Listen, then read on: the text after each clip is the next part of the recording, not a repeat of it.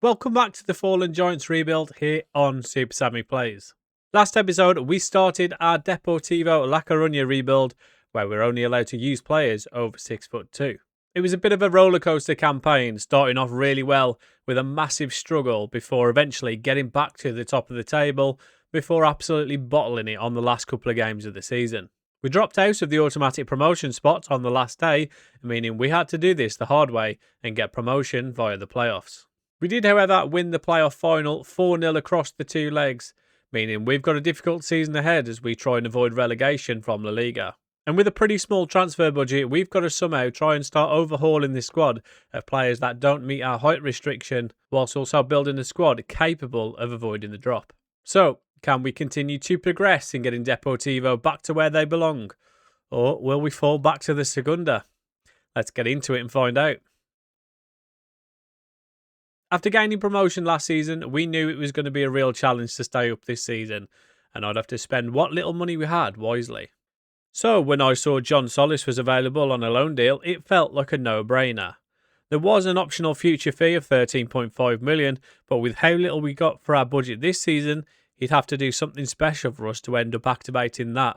But nonetheless, he was a great addition to our midfield, being able to play both defensive midfield and as our channel midfielder. We then had to turn our attention to players currently at the club, as with what always happens when you get promotion, everybody decided they wanted a pay rise. Firstly, Loureiro, who we gave a new contract, followed by Valeras and Cagliata. We ended up withdrawing from talks with Valeras, unable to agree on his playing time before coming to an agreement with wingback Cagliata, who was vital to our success last season with his 27 assists. We were in an awkward situation of wanting to keep players happy as to not ruin the squad dynamics, whilst also maintaining their transfer value, knowing that a lot of these players would be having to move on in the next 2 seasons.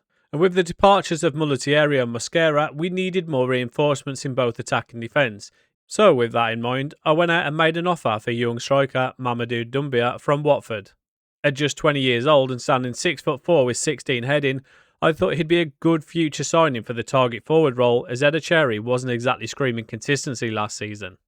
Watford countered our original offer, asking for a combined 6.75 million, which we negotiated back down a little before coming to an agreement which we were both happy with.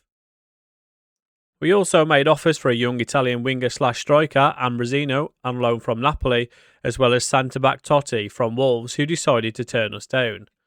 The arrivals of Doumbia and Ambrosino certainly improved how I felt about that though, before we quickly found another potential defensive option, as we made an offer of just under $1 million for 22-year-old Norwegian centre-back Leo Fjørkjeld. With Fjørkjeld being surplus to requirements at Sunderland, there were no issues with this one, and he quickly became a Deportivo player. We then had another potential issue with one of our current players, as goalkeeper Fernandez told me he was to consider his options at the end of the season.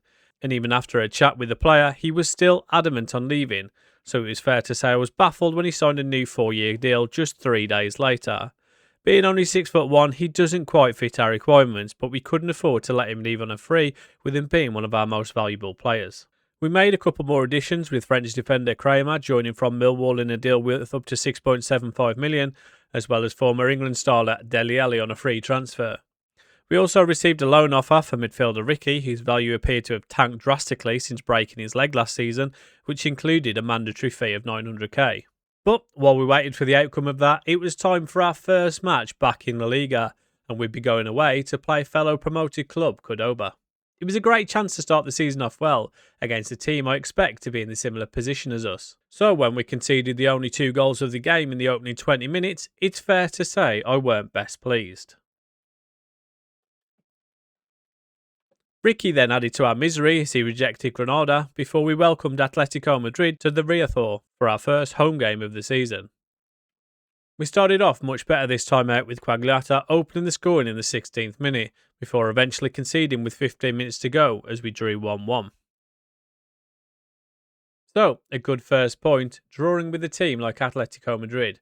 I was pretty happy, until loanee signing John Solis picked up a sports hernia and would be out for the next 5 to 6 weeks. We then dropped more points, losing 1-0 in a game that had 2 missed penalties and a red card to the team that leapfrogged us on the last day of the season, Real Valladolid, before clawing back 2 goals in the last 15 minutes against Osasuna to get us another point with a 2-2 draw. But it felt like every time something started to go right, something else went wrong. As Anthony Modeste fractured his arm in training, meaning we'd be without him for the next 3 months, we finally got our first win of the season, beating Celta Vigo 1-0 in the Galician derby thanks to this brilliant team goal, finished by star player Jeremy. We then picked up another point, drawing 2-2 with Espanyol, where new signing Dumbia finally got his first goal, and in a goal threat that stretched back to his time at Watford. We only picked up 1 point from the next 3 games, losing 3-1 to Valencia and 2-1 to Mallorca, either side of a 1-1 draw with Sevilla. So, playing bottom of the table Alaves next, who only picked up 1 point from their first 9 matches, was a welcome sight, as both Edicherry and Ambrosino both netted twice in a 4-2 win, temporarily taking us out of the relegation zone.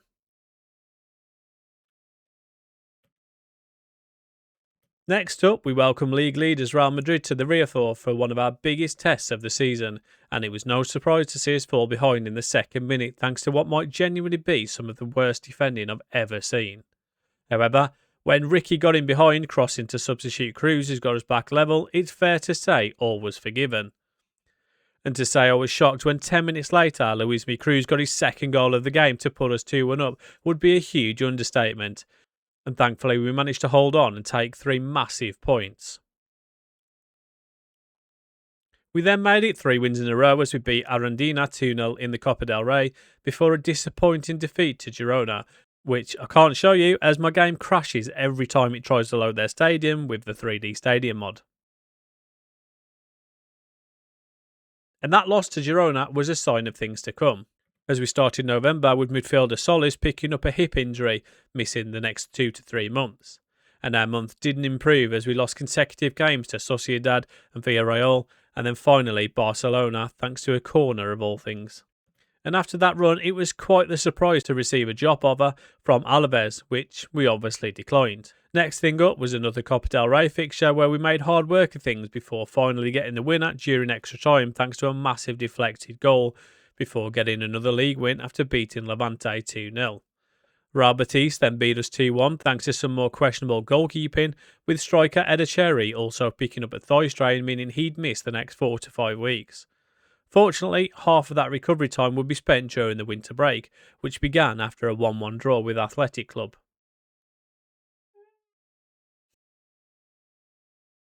We've done okay recently, getting a couple of much needed wins, but we are still heading into the winter break in the relegation zone in 18th place. We were level on points with 17th place, but we knew we'd need reinforcements to really give us any chance at survival this season.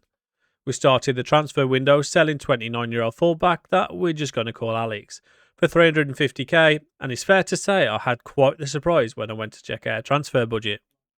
Somehow we had just under £15 million available to spend, and I had no idea where it had come from as I'd not seen any messages from the board about increasing it. After a bit of digging, I did find this message about a bank loan, which I can only assume is where the funds came from. Either way, it didn't matter because now we had some money to spend and some reinforcements to find. But while we were searching for potential targets, the winter break was over and it was time to get back to trying to survive. We restarted the season with a win in the Copa del Rey, beating relegation rivals Valencia 3-1 thanks to goals from Dumbia, Deli and Jeremy before getting knocked out in the next round by Sevilla. Between those cup matches, we lost 2-0 to Rayo Vallecano thanks to starman Izzy Palazon, who provided a goal and an assist in a man of the match display. After a 4-1 loss to Atleti, we increasingly looked in more need of quality additions, and that was never more apparent than after our second loss of the season to promoted Cordoba, who beat us 2-1, making it 5 without a win. Thankfully though, we'd finally found someone to bring in, Santiago Castaneda. Still just 22 with a perfectionist personality, he felt like the perfect player for our defensive midfield slot, costing us just 3.5 million. We also looked at bringing in another centre-back, but after I accidentally offered 1 mil per appearance for 50, rather than $1 million for 50 appearances, Augsburg weren't willing to renegotiate the deal. So, after that blunder, I targeted a different position as I just couldn't find any defenders that I wanted to bring in. We ended up making an offer for another midfielder, Cher Endor. I'll be honest, this was a bit of a blind buy, as I was only really aware of him due to a promo card I had at the start of FC26. But for 5 million and a place in our Liga still to fight for, I felt it was worth the risk. So, with the transfer window now closed, it was time to get back to business in our fight to avoid relegation. And with both new additions making their debuts in a last-ditch 1-0 defeat of Rayo Valladolid, it was certainly the ideal way to end what felt like a positive month. February was a bit of a mixed bag, starting with a 2-1 loss to Osasuna, before winning back-to-back games against Celta Vigo and Espanyol, with new signing Castaneda getting on the scoresheet in the process.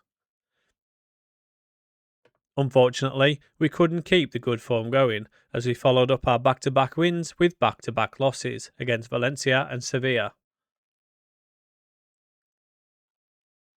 Off the pitch was also a mixed bag, with starman Yereme wanting a new deal, as well as fullback Altamira telling me he was going to be exploring his options at the end of his contract. We also had a chat with our out-of-form striker Edicherry, as he was on his third goal drought in the last 2 seasons.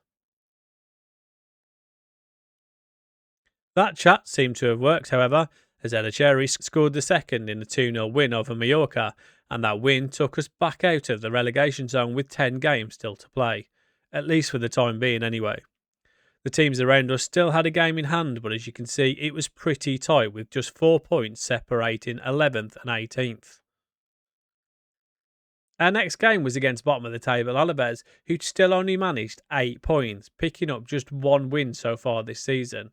So it was fair to say we were pretty confident going into this one.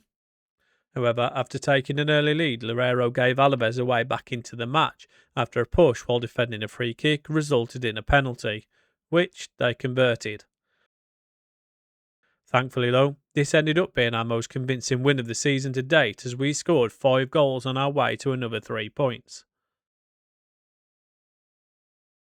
Real Madrid were our next opponent, so they quickly stopped any momentum we might have had, as they got revenge for us beating them earlier on in the season with a 2-1 victory of their own, with 2 goals from Rodrigo. We then drew 1-1 with Girona, prompting what I'd consider slightly premature contract discussions from the board, with our future in the league still to be decided, but either way we accepted their offer. We celebrated the new contract with a 1-0 victory over Real Sociedad thanks to this brilliant finish from Edicherry, before 2 narrow 1-0 losses to Villarreal and Barcelona. But despite those losses, we were heading into the final 4 games of the season, sitting in 15th position, but more importantly with a 5-point gap over the relegation places, even if lonely striker Ambrosino was struggling to find the net. So we headed into the final month fairly comfortable with that 5-point lead, but we'd still be trying to get as many wins as possible from these last 4 matches. And after a 73rd minute penalty being the only goal in a 1-0 win over now 18th place Levante, we were all but confirmed to avoid relegation with an 8-point gap, having sent them into the drop zone. And with that gap in mind, you could see the pressure had been somewhat relieved when big 6'4" centre-back Kramer decided to have his Thanos moment and score this brilliant solo effort before a quality first-time strike from outside the box from Yereme in a 2-1 victory over Real Betis. With our La Liga status confirmed for at least another season, I went and spent what money we had left before the board dropped the new budgets for next season. And what a signing this could be. 18-year-old 6'3" resolute personality centre-back Christopher Cupps. We activated his 5.25 million release clause and he looks like an absolute steal that could be a key player for years to come. But onto our final home game of the season, we conceded this quite ridiculous strike from Prados before Athletic Club added another couple in a 3-1 defeat. But we did end the season on a high as we beat Rayo Vallecano on the last day of the season, thanks to a typical goal for this tactic, as we went on to finish 13th place with a 12-point gap over relegated Levante. Incredibly, Cordoba, who got promoted with us, had somehow finished in 5th, narrowly missing out on Champions League football by just a singular point. The big question now was, how much money would we have to spend for next season? Well, not a lot was the answer, just £4 million in transfer budget with 200k available for the wages. Having looked at our squad stats for the season, it's fair to say we'd be needing reinforcements, as only new striker Dumbia had managed double digits for the season. And just like last season, I forgot to look at this while we still had our loan players, but I did at least check this time, even if Ambrosino only had 10 goal involvements from his 37 appearances. I'd have shown you John Solis, but he spent the majority of the season injured, and he managed just 1 goal involvement from the games he did actually play. So, not the signing I expected at the start of the season, that's for sure. So, a real tough start, but we eventually picked up and did what we needed to do to guarantee top flight football for another season and keep progressing in our rebuild of Deportivo. And that Real Madrid victory earlier on in the season was a real highlight. We've certainly got a lot of work to do ready for next season, but hopefully with the arrival of Cups plus a full season for Castanada and Dor should give us a really strong spine. We have, however, only got 12 months remaining to get rid of players under our high restriction, so this could be a really busy summer. But to see who comes and goes, you will have to tune in to the next episode. And if you've enjoyed this one, do me a favour, hit that thumbs up, subscribe if you haven't already, and I'll catch you guys in the next one.